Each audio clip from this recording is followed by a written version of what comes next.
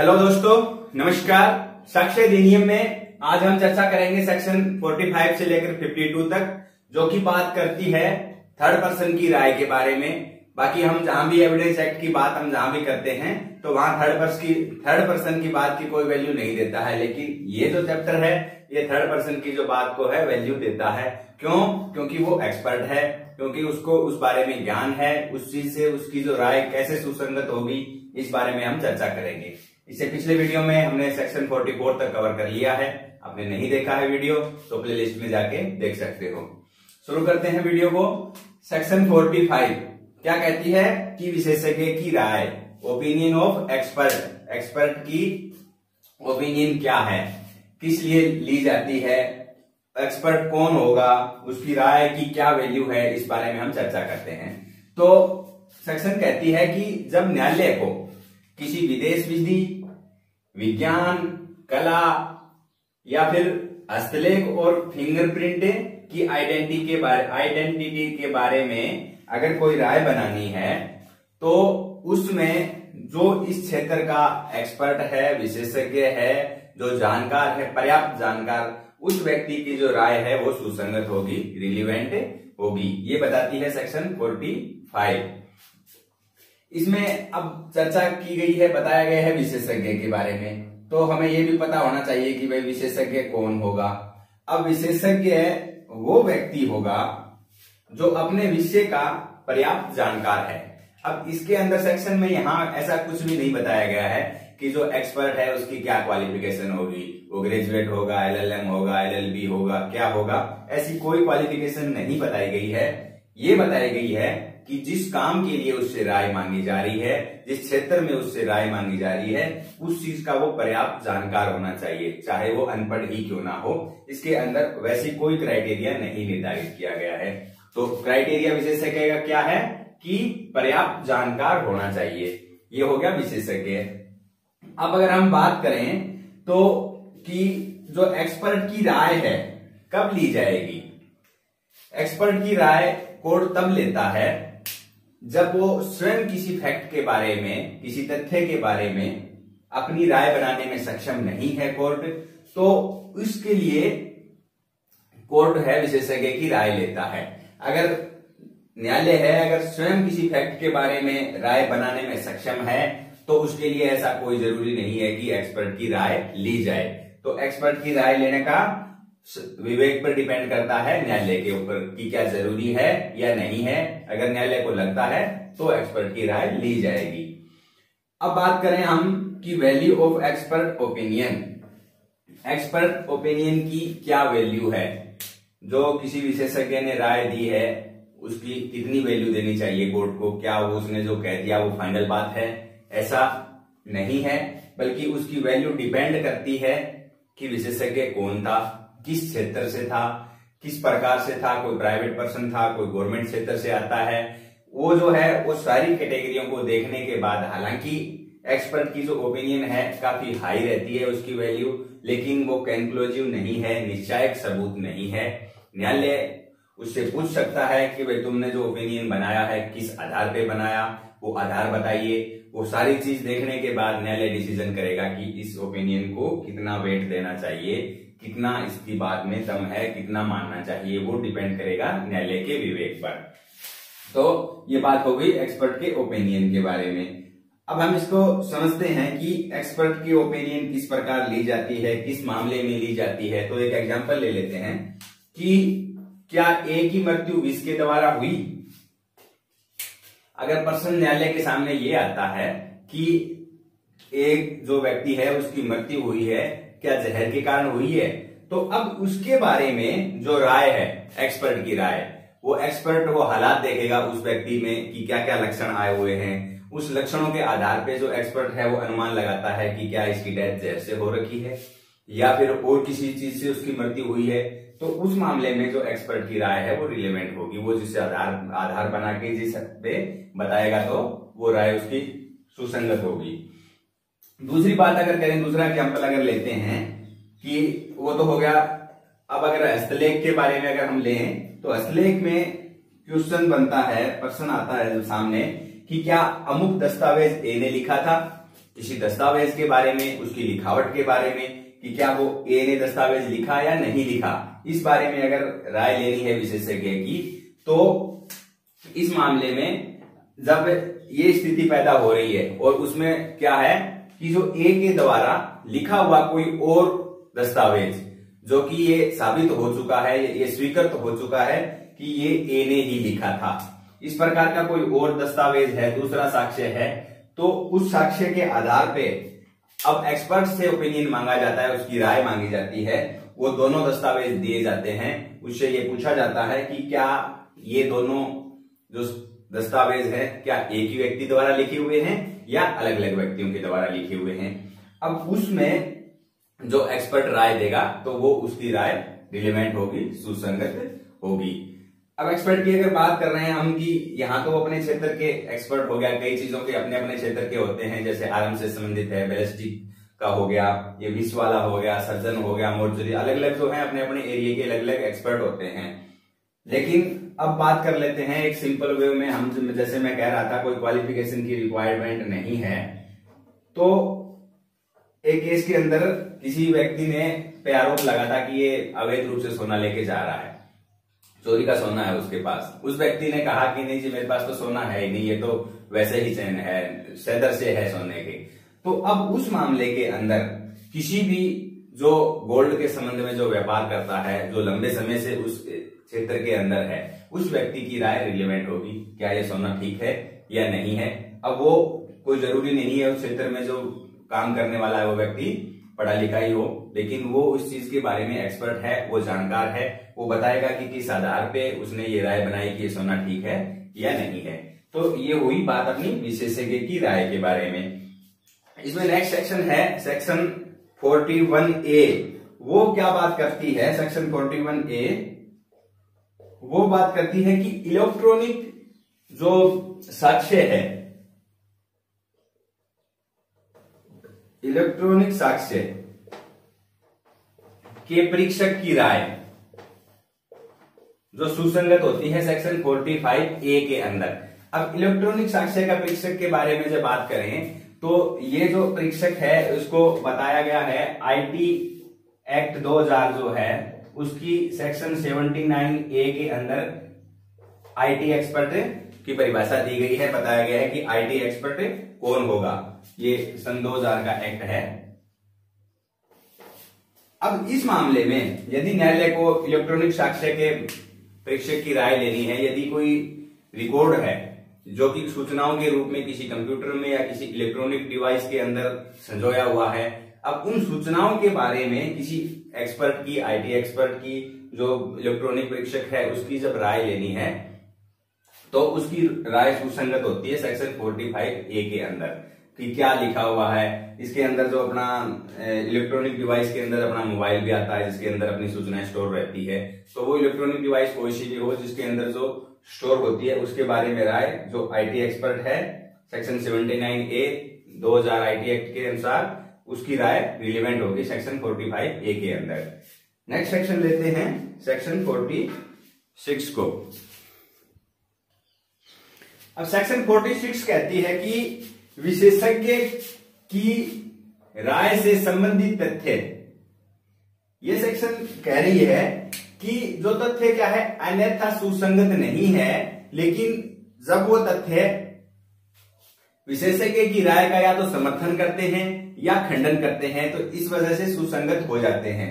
इसमें मतलब मूल बात ये कह रही है सेक्शन कि जिस तथ्य से इस केस का कोई लेना देना ही नहीं है, मूल रूप से हम एविडेंस एक्ट में बात करें तो एविडेंस एक्ट यही कहता है कि केवल रिलेवेंट बातें ही होनी चाहिए, कोई अन्यतर बात नहीं करता है। लेकिन कई बार ऐसी हालत होती है कि जिसमें जिस तथ्य का कोई लेना देना नहीं वो इसके अंदर सुसंगत हो जाता है, जैसे कि सेक्शन 46 के अंदर है। इसमें क्या है, मान लीजिए किसी व्यक्ति की मृत्यु जहर से हुई है, ऐसा कोई पर्सन सामने आता है, तो इस मामले में अगर विशेषज्ञ कहता है अपनी राय में कि इसी प्रकार के लक्षण इससे पहले आप 2-4 जो व्यक्ति मरे थे उन्हीं में भी इस टाइप के जहर के लक्षण पैदा हुए थे और यहाँ प्रश्न ये था कि किस टाइप के जहर से उसकी मृत्यु हुई है।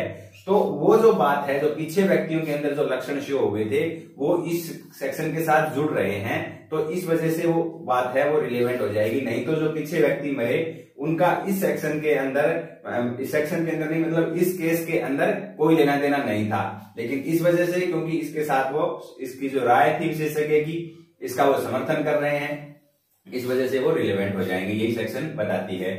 सेक्शन 47 काफी इंपॉर्टेंट सेक्शन है। सेक्शन 47 कहती है कि हस्तलेख के बारे में राय कब सुसंगत है।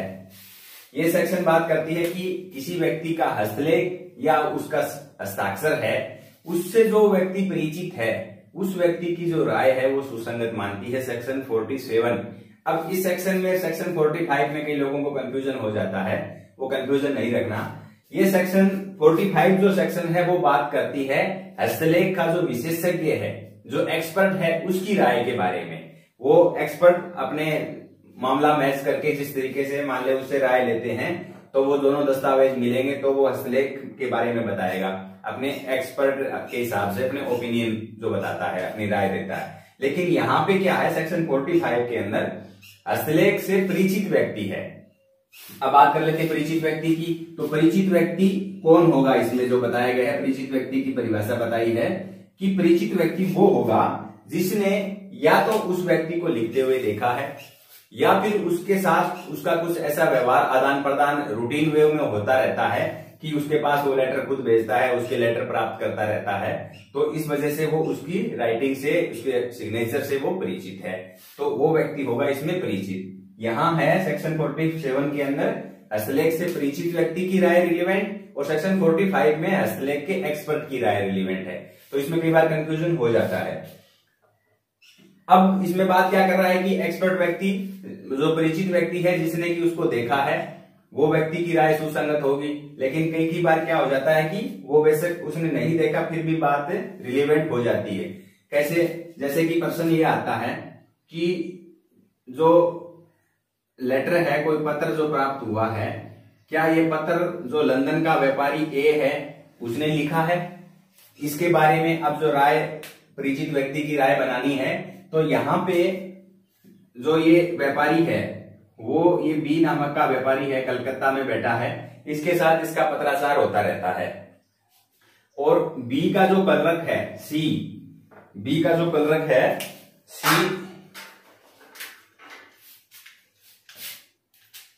और वो जो कलरक है वो कलरक क्या करता है, इसके जो भी लेटर प्राप्त हो रहे हैं उसको संजो के रखता है, देखता है, उनको पढ़ता है।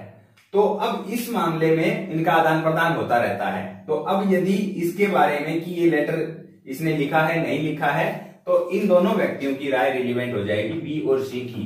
बल्कि ये दोनों के दोनों ही उस व्यक्ति को लिखते हुए दोनों ने नहीं देखा, लेकिन उनके पास साक्ष्य के रूप में उसके द्वारा भेजे गए वो पत्र मौजूद हैं, वो भी वो शो कर सकते हैं, प्लस उन्होंने उसकी राइटिंग को देखा है, इस वजह से उनकी राय सुसंगत हो जाती है। ये बात करती है सेक्शन 47 हस्तलेख विशेषज्ञ, मतलब हस्तलेख से परिचित व्यक्ति की राय, विशेषज्ञ की राय 45 में। Next section, section 47। सेक्शन 47 कहती है कि डिजिटल सिग्नेचर के बारे में राय सुसंगत है। जो डिजिटल सिग्नेचर होता है, अंकीय हस्ताक्षर होता है, उसके बारे में किस व्यक्ति की राय सुसंगत होगी, उस व्यक्ति की राय सुसंगत होगी जो प्रमाणकर्ता प्राधिकारी है, जिसने वो डिजिटल सिग्नेचर जारी किया है, तो उस व्यक्ति की जो राय है वो सुसंगत होंगी। क्योंकि ये जो डिजिटल सिग्नेचर दिए जाते हैं, जो अथॉरिटी जो देती है, जो प्राधिकारी देता है, वो एक सिग्नेचर एक ही व्यक्ति को देता है, दूसरे को नहीं देता, और इसका प्रॉपर रिकॉर्ड होता है।